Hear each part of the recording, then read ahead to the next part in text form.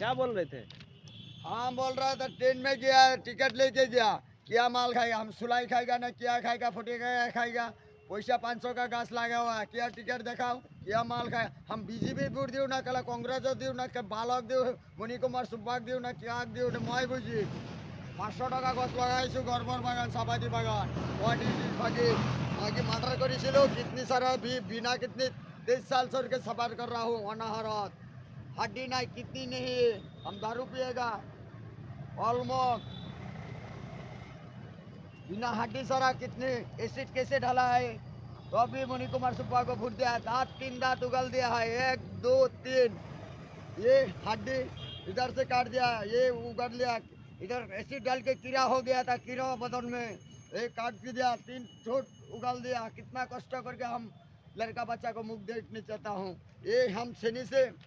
गड़बड़ बागान लगाया हुआ है 500 টাকা और 200 টাকা 1000 টাকা और 300 টাকা और कोई क्या हो गया हम मुसलमान हो गए कि हम गरु खाया ना बीफ खाया ना कला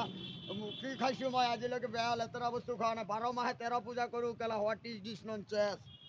तथापि आज लोग भात खाब पारा ना पेट भरी पेट ना